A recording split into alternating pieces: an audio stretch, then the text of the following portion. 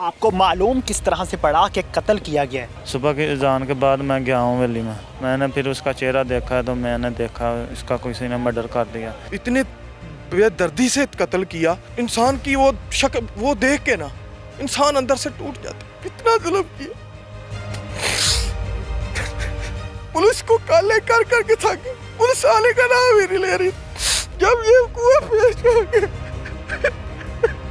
ये तो हादसा होना नहीं था, ये सारा पुलिस की नाअहली की वजह से हुआ। किस चीज़ से कत्ल किया था उसने? कुल्हाड़ी से जड़ा ना मारा था, राड़ थी उसके पास, एक हथौड़ा थी। आपका भाई किस जगह पे था? पेट्रोल पंप पे। ऐसी नाअहल, करप्ट, नालायक पुलिस मैंने शायद ही किसी मुल्क की देखी हो जैसी ये पंजाब पुलिस बन चुकी है।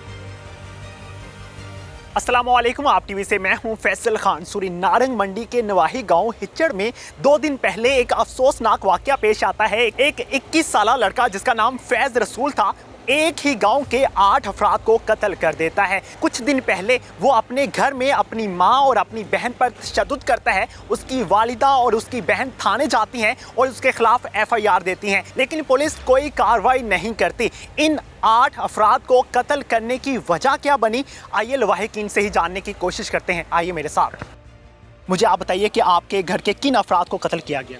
एक मेरे वालिद साहब थे, एक मेरा चाचे का बेटा था, एक चाचा था और एक दूसरा भी चाचे का बेटा था। 2 चाचे के बेटे थे, एक वालिद साहब थे, एक चाचा था। ये चारों लोग कहाँ पे थे? किस जगह फैज रसूल ने कत्ल किया? वालिद साहब मेरे और एक चाचू का बेटा वो इकट्ठे ही 2 चारपाइयों पर हवेली में सोए हुए थे। अच्छा। और दूसरे जो थे वो अलहदा थे, थोड़े थोड़े फासले पे थे। कितने बजे का टाइम था जब कत्ल किया गया? तकरीबन रात को मैं 12 बजे हवेली में गया हूँ। उस टाइम वो ठीक ठाक थे, सोए हुए थे। मैंने देखा है, मैं फिर घर वापस आ गया। आपको मालूम किस तरह से पड़ा कि कत्ल किया गया है? कत्ल किया गया सुबह की अजान के बाद मैं गया हूँ वैली में, तो मैंने जाके देखा है। मैंने चाचू को बेटे को पहले उठाया, वो नहीं उठा। मैंने उसका पाँव पकड़ के हिलाया, फिर भी नहीं उठा। मैंने फिर उसका चेहरा देखा तो मैंने देखा इसका किसी ने मर्डर कर दिया। फिर मैं भाग अपने वालिद साहब की तरफ हुआ, उनको देखा, उसका भी मर्डर। फिर मैं दूसरे चाचू की तरफ भागा, उसका भी मर्डर हुआ देखा। फिर चाचू का जो बेटा था उसकी तरफ गया, उसका भी मर्डर हुआ। फैज रसूल ने किस तरह से कत्ल किया? कौन सा हथियार इस्तेमाल किया था? उसके पास ये ही सुनने में आता है कि उसके पास एक हथौड़ा था, एक कुल्हाड़ा था और ख़तरनाक औजार थे। कुल्हाड़ा किस जगह मारा? फेस पे, सर पे, जिस्म के किसी हिस्से पे? सर पे, चारों के सर पे मारा। तकरीबन 8 लोगों का मर्डर हुआ है, उनके सर पे और गर्दन पे, और उनके नफ्स काट दिए गए। नफ्स भी काटे थे? हाँ जी। ये इंतहाई अफसोसनाक इंकशाफ हुआ है कि जिनके सर पे कुल्हाड़ा मारा गया था उनके नफ्स भी काट दिए गए थे। आइए बाकियों के लवाहिकीन से बात करते हैं, उनसे जानते हैं वाकया। सर, कोई दुश्मनी थी फैज़ की आपके भतीजे के साथ? कोई दुश्मनी नहीं। किस तरह से कत्ल किया फैज़ ने आपके भतीजे को? उसको किसी ने नहीं देखा कत्ल करते हुए। कहाँ कहाँ उसके नुकसान पहुँचा उसकी बॉडी पे? किस चीज़ से कत्ल किया? सर पे जख्म है उसके। सर पे जख्म थे और बॉडी के किसी हिस्से पे जख्म नहीं था? नहीं। कहा जा रहा है कि बहुत से लोगों के उसने नफ्स भी काट दिए थे, ऐसा है? सुना है। आपके जो भतीजे थे उनका पोस्टमार्टम हुआ है? नहीं हुआ। आपने नहीं करवाया या पुलिस ने नहीं करवाया? हमने नहीं करवाया। क्या वजह बनी थी? बस हम कोई कार्रवाई नहीं कराना चाहते थे। आप माफ़ कर देंगे मुलजिम को? बिल्कुल माफ़ कर देंगे। ऐसी क्या वजह है कि आप मुलजिम को माफ़ करना चाहते हैं? उसकी हमारे साथ कोई दुश्मनी, कोई पुरानी, कोई नई, कोई दुश्मनी नहीं है। सर, मुझे बताइएगा कि पुलिस ने अभी तक क्या कार्रवाई की है? सर पुलिस ने सिर्फ हमें ना बस इतना बताया कि वो जी पागल है, उसका ज़हनी तवाज़ुन दुरुस्त नहीं है।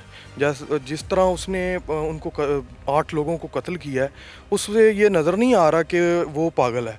और जैसा कि उसने जिस तरीके से उनका कत्ल किया, उस हिसाब से हमें तो ये लगता है कि उसके साथ कुछ साथी उसके साथ मिले हुए हैं।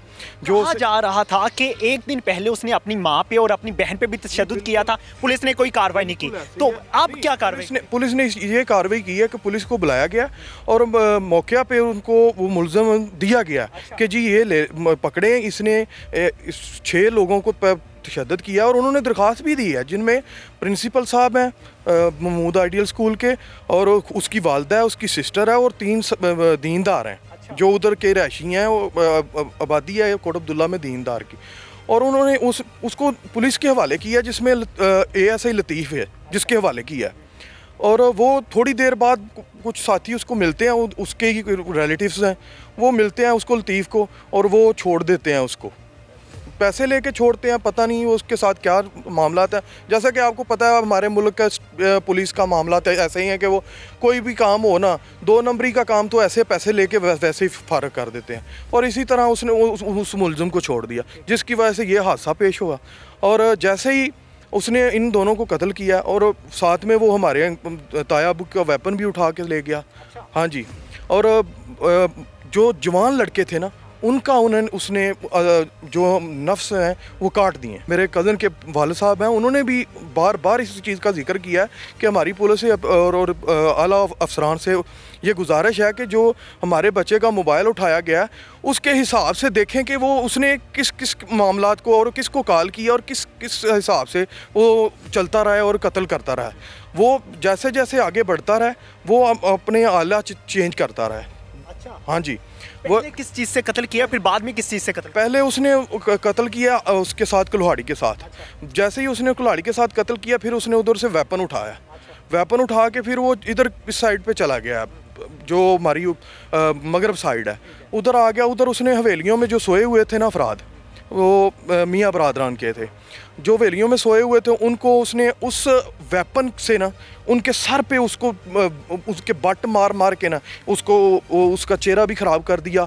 और इतने बेदर्दी से कत्ल किया कि इंसान की वो शक्ल वो देख के ना इंसान अंदर से टूट जाता। कितना जुल्म किया। ये हालात है, अब क्या आपको बता, इतना जुल्म। और पुलिस को काले कर करके थक, पुलिस आने का नाम ही नहीं ले रही थी। जब ये कुआं पेश हो गया, ये तो हादसा होना ही नहीं था।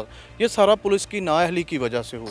अगर पुलिस आती 15 पे कालें उनको की हैं लोगों ने, और ख़ुद जो प्रिंसिपल है उसका जो अपना दामाद है वो थाने में गया है, दरख्वास्त लेके गया है।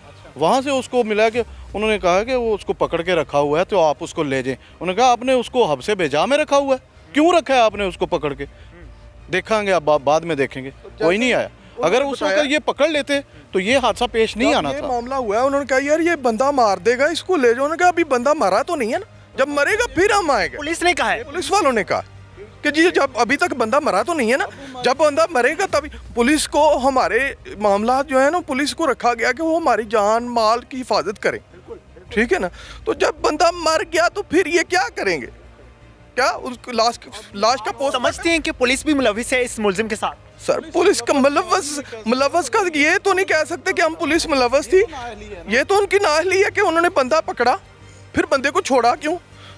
अगर ना छोड़ते तो इतना कुव्वत तो नहीं पेश आता। भी उसको पकड़ा है। अच्छा, शादरा पुलिस ने भी पकड़ा? शादरा पुलिस ने भी उसको पकड़ा है। उधर उन्होंने रक्षे वालों को मारा है, उन्होंने थाने दिया, और शादरा पुलिस वालों ने भी उसको छोड़ दिया।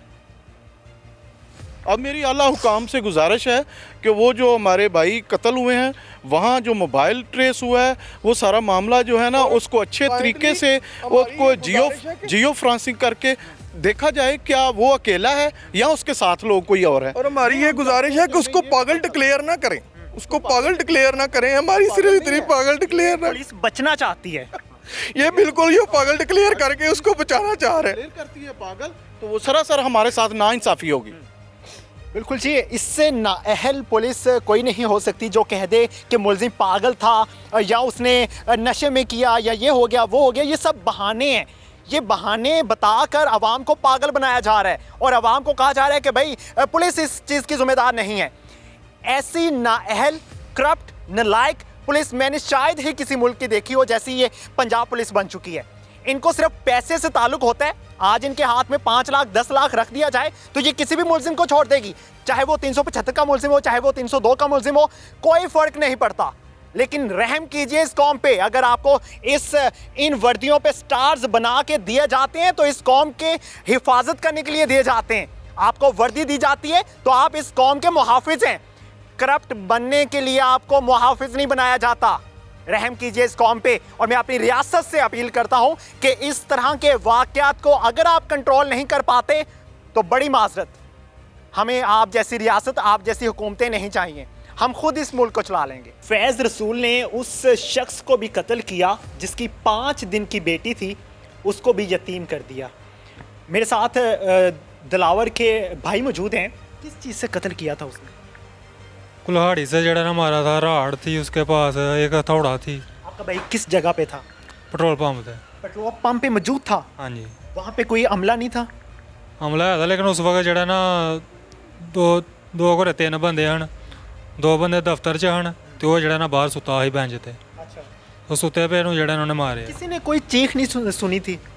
नहीं, बाद च एक बंदा उठिया, बाद च ਉਹਦੇ ਵੀ ਉਹਨੇ ਜਿਹੜਾ ਨਾ ਵਾਰ ਕੀਤਾ, ਉਹਦੇ ਪਿੱਛੋਂ ਸਿਰ ਪਾਟਾ, ਉਹਨੂੰ ਵੀ ਟਾਂਗੇ ਲੱਗੇ, ਉਹ ਫਿਰ ਮੁੜ ਕੇ ਦੌੜ ਗਿਆ। वो बच गया? वो बच गया। अच्छा, आपके भाई की उम्र क्या थी? 24 साल। 24 साल। अभी शादी हुई थी 1 साल पहले? नहीं, ये 4 साल हो गए उसकी 4 शादी। साल हो गए थे शादी को। तो उनके यहाँ बेटी पैदा हुई थी? हाँ जी, कितने दिन हुए थे? अभी 5-6 दिन हुए हैं। मैं हैरान हूँ कि हमारी हुकूमतें, हमारी रियासत, हमारी पुलिस, हमारे कानून नाफिज करने वाले अदारे कहाँ सोए हुए हैं। मैं सोए हुए भी नहीं पुकारूंगा, बल्कि कहूँगा कहाँ मरे हुए हैं। इस तरह के वाक़यात में दिन ब दिन इजाफा होता जा रहा है और हम सुकून की नींद सोते हैं। हमारे यहाँ पे महल तैयार हो रहे हैं। पंजाब के वज़ीर आला के लिए यहाँ पे ऑफिसेस बनाए जा रहे हैं 40 करोड़ रुपए के। लेकिन हमारी पंजाब पुलिस का हुलिया बदलने के लिए, उनकी तरबियत करने के लिए, उनको बताने के लिए कि आपको इसलिए यहाँ पे भर्ती किया जाता है पंजाब पुलिस में कि आपने आवाम की हिफाजत करनी है। लेकिन अफसोस, जब वाक़या हो जाता है तो फिर डीएसपी भी सामने आ जाते हैं, सीसीपीओ साहब भी सामने आ जाते हैं, वज़ीर आला भी सामने आ जाते हैं। और फिर मुल्ज़िमान को जब पकड़ने की बारी आती है, पहले जब अच्छा खासा मौका था इसके पास, पुलिस के पास, जब एफआईआर कटवा दी थी इसकी मां की तरफ से, बहन की तरफ से, तब कोई एक्शन नहीं लिया गया। लेकिन जब वाक़या हो गया तो कह दिया ये बंदा तो पागल था, इसको तो अकल नहीं थी, ये तो कुछ भी कर सकता था, इस पे किसी ने दम किया हुआ था, इस पे जिन्नात का जादू था। मालूम नहीं पड़ता कि हमें कानून कहाँ देखेगा, कहाँ पे हम देखें, कहाँ ढूंढे कानून को। मैं अफसोस के सिवा क्या कर सकता हूँ? जहाँ पे कोई भी वजीर आ जाए, कोई भी हुकूमती अरकान में से आ जाए, अफसोस करके चले जाएगा, लेकिन जिनकी जानें चली गई उनको तो इंसाफ नहीं मिलेगा। मुझे मालूम है हम चीखेंगे, चलाएंगे, 1 दिन 2 दिन ये वीडियो चलेगी सोशल मीडिया पे, फिर बस ख़त्म।